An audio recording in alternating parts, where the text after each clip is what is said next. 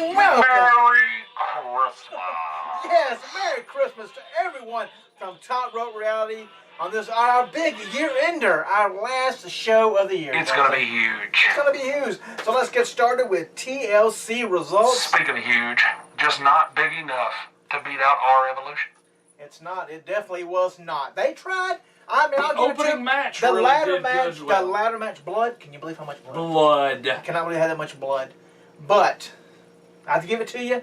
You batted 500. You had 4 and 4. You picked 4 right and got 4 wrong. It's pretty sad. But, I mean, hey, at least, I mean, you got 5 wrong and you got 3 right. So at least I guess. It was a Rusev. The Rusev swagger. That was flushed. a swing vote. At least I did a whole flush. Yeah, that was a swing one there. So. But the Intercontinental title ladder match, I thought Luke Harper would have retained the belt. He just got it. You know, they were pushing him. But Dolph Ziggler already won the belt back. Well, hopefully. If going this route, it's big things. It's big things for Dolph, I believe. Dolph is looking good. I hope if he does hold it till Mania, I hope Bad News Barrett comes back and beats him at Mania. If not, I hope he beats him at Royal Rumble. But either way, I hope Barrett comes back to beat him. Yeah. I think they should hold Dolph till Mania and finally give Bad News Barrett his Mania moment. Yeah, see if he can wait. He keeps getting injured. He does keep getting Just injured. nobody touch him until Mania. Another milestone was hit this past week. Okay. SmackDown, 800 episodes. 800 episodes. The second most watched TV. That's true. Episodic television. Well, SmackDown. So, I mean, yeah, every week, of course. Of course. But hopefully you watch TLC. If not, go watch Our Evolution. You'll see a better show. Oh yeah, definitely. Because there was a few people talking that they're young, they're hungry. So come on, whatever. But here's the picks of the night on the TLC. If you're gonna watch it, go to the network, watch the TLC, the ladder match, the Intercontinental ladder match, and the TLC match of the main event. Yes. That's your 2 matches to watch out for.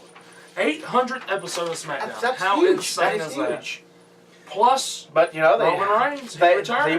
Roman Reigns return. I think they should have held it off. But to the Royal Rumble. Yes.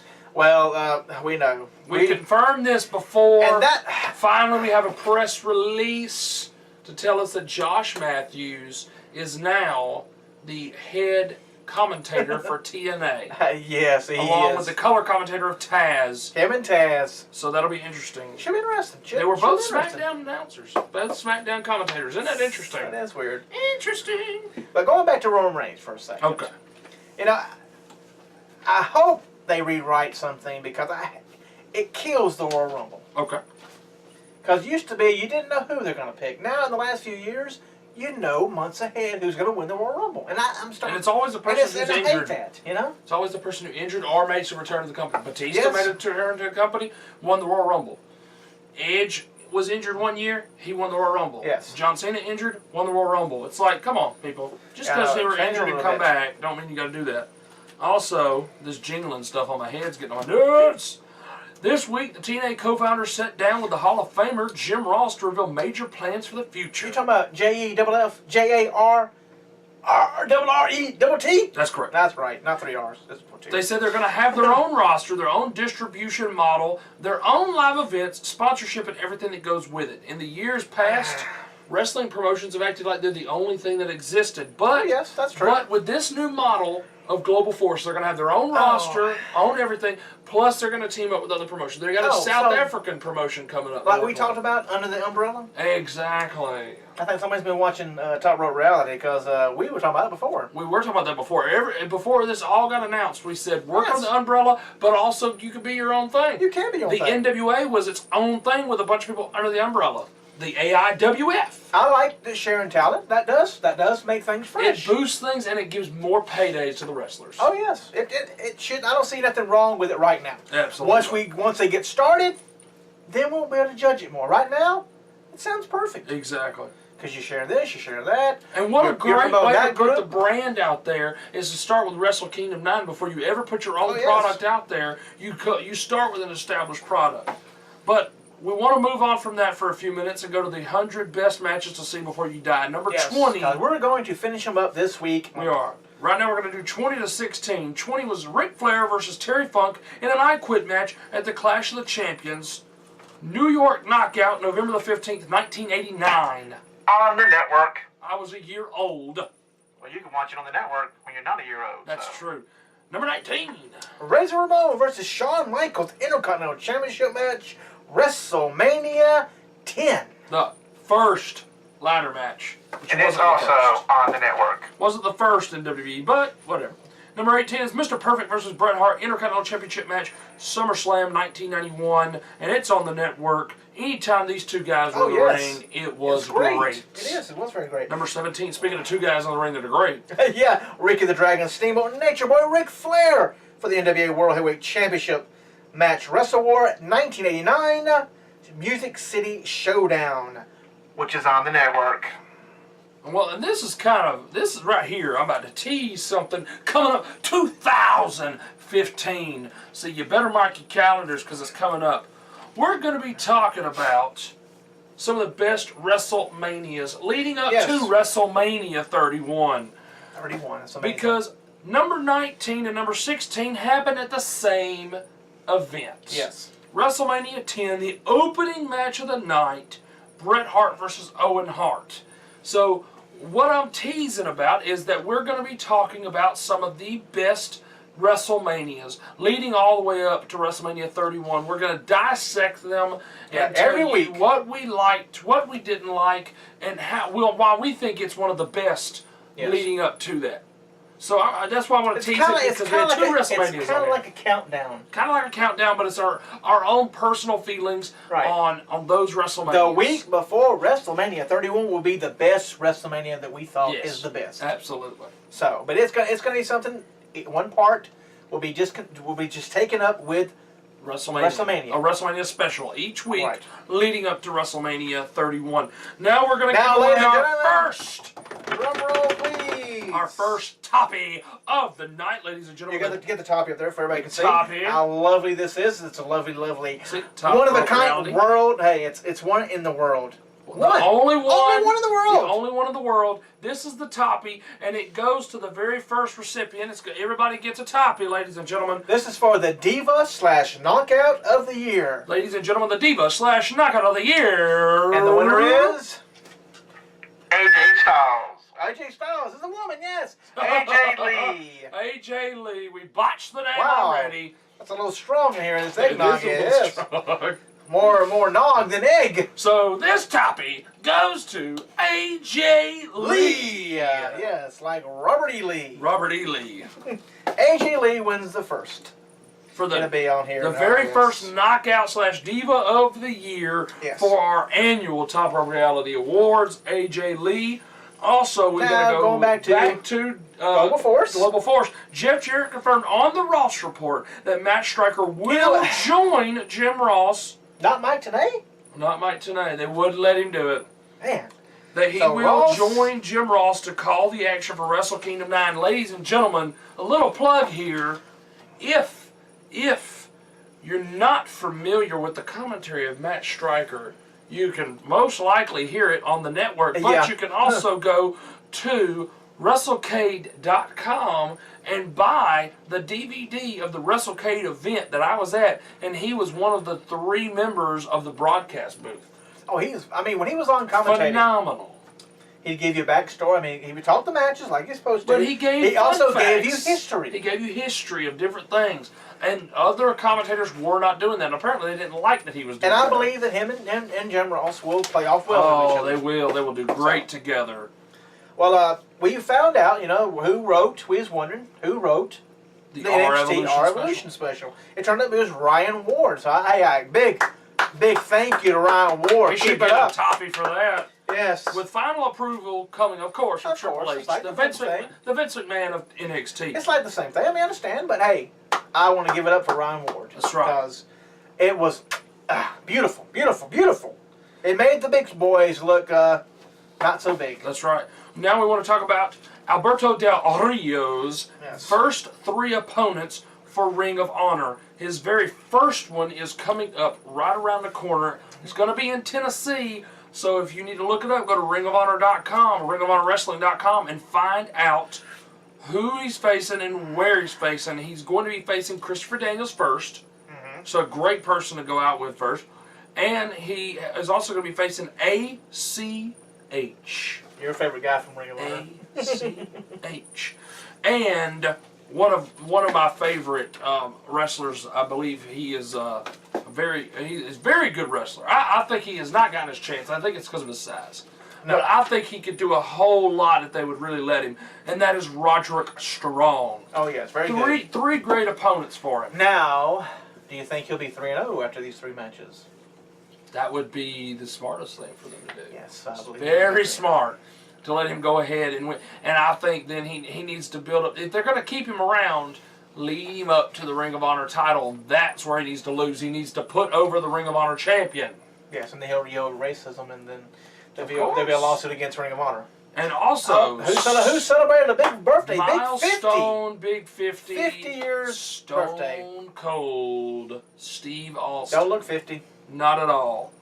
He wants that one more match. Oh, another time. Another Toppy. Another Toppy award. This award is Extreme Moment of the Year. The Extreme Moment of the Year, and the winner is Brock Lesnar's 16 German suplexes to John Cena at SummerSlam. So congratulations to Brock Lesnar and his vicious wrestling style. Which, yes. And thank you for suplexing John Cena at 16. Yes. Now we're going to talk about a top tag team that turned down the WWE. Oh my. Somebody turned down the WWE? Yes. Say it ain't so. It is so. Who is it? The Young Bucks. Wow. They left TNA. They've been on the indie scene. They're doing great with the Bullet Club in New Japan. And ladies and gentlemen, it was actually in September, but apparently it was a slow news day this week. Yes, it must have been. So, yeah, they decided that they were doing well. They had a good schedule. They were making a good living, so why do that? That's true. Well, speaking of indie stars. Indie stars to the WWE. UA Nation. UHAA. Yeah, it's getting a little better there. There's no word yet if he has accepted the deal. But there's been one put out there, apparently. But the rumblings on the indie scene that Nation is not taking dates past a certain point. There you go. Just call him The Nation when he comes in. They could call him the Da Nation. Da Nation, there you They go. could call him that, yes. Ross. But, usually that point, Steve, when you start taking dates, that usually means, hey, that's what you said, no more dates. There's your cutoff. They do like a 2-week notice. I mean, it was longer than that, of course. Yes. But, I mean, that's good that they let you keep But they your gave dates. no point when the cutoff point was. Right. Now we're going to talk about Jim Ross on the TNA president. Dixie Carter will be on his podcast. He's going to have her on there Tuesday, January the 6th at 9:30 p.m. So she's willing to put over her product on this podcast, but he should ask her why in the world you wouldn't let Mike Tenay be on the pay-per-view. That's true. I think that's a very valid question to ask her. Well, speaking of Mike Tenay, since you brought him up. There you go. You know, good segue there. Since we're getting better. We're getting better. We're getting better at this. Contrary to popularity. Since he wasn't able to go help Jim Ross. Right. He has a new show. A brand TNA new show. He will have is the host. 2 shows on Destination America. Yes, ladies and gentlemen. 2 shows. It will call Impact Wrestling Unlocked. Yes, it will be, which is pretty sad. It will air on Saturday. It'll be hosted by Mike Tenay. The long time commentator, Mike But Tenay. basically what it is the exact same episode you see on, Friday night. They take it and they give you more information, more backstage stuff, more interviews, whatever. He dissects the show. I'm going to sleep. So, we want to talk about Global Force. This will wake you up. Yeah, the Wrestle Kingdom 9 card. We murder these Japanese names. That's right. The IWGP Junior Tag Titles, Kyle O'Reilly and Bobby Bobby Fish. Fish. They are Red Dragon. I believe they're the champions right now, aren't They are the champions, Defending against Alex Shelley and Kashada. It's pretty good, actually. I don't know what it is. I'll give you that, Kashada. And they have a tag team name, but they clearly, when you copy and paste it, they didn't have it on there. No. Also taking on Rocky Romero and Alex Kozlov and the people that turned down WWE, the Young Bucks. Plus, oh God, Hiroshi Tensa. And Sachituja Kajima and Tamakaga Yanama taking on the Bullet Club of Jeff Jarrett, Bad Luke Phil, and Yoshihira Takahashi. Takahashi. You know that? I didn't know them two were in the Bullet Club. Me neither. I guess they need some extra people in there. Weird.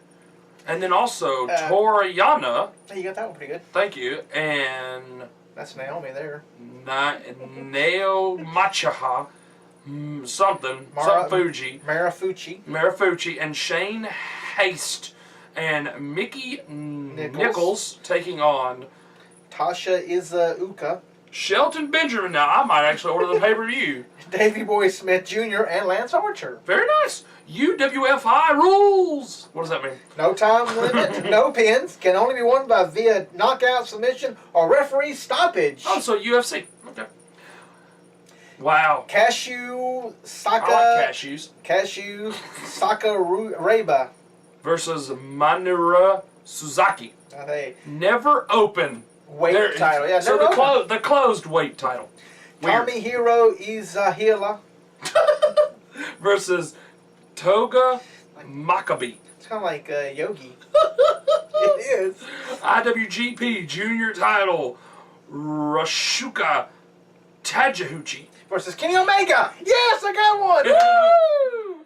Okay, IWGP Tag Team titles. Carl Anderson and Doc Gallows of the Bullet Club taking on Katsu Orai Shashibata and Hiro Iko Gata. Okay. AJ Styles versus. AJ Styles should have been mine. Tentensu Nedatu. Killing these now, I told you. They have an Intercontinental title too? They do.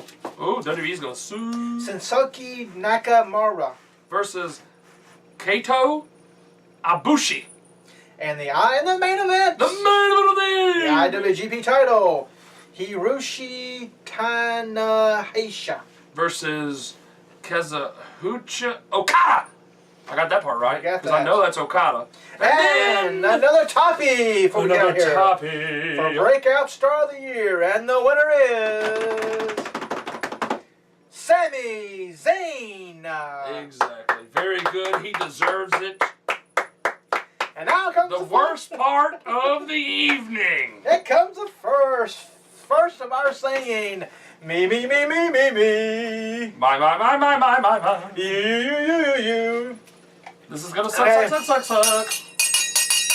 Yes, it's Jingle I'm Bells. not starting. That's all I know. Dashing through the snow in the one-horse open sleigh. Over the fields we go, laughing all the way. Bells on bobtail ring, making spirits bright. What fun it is to ride and sing a swinging song tonight. Oh, jingle bells, jingle all the way. Oh, what fun it is to ride in a one-horse open sleigh. Hey, jingle bells, jingle all the way. Oh, what fun it is to ride in a one-horse open sleigh.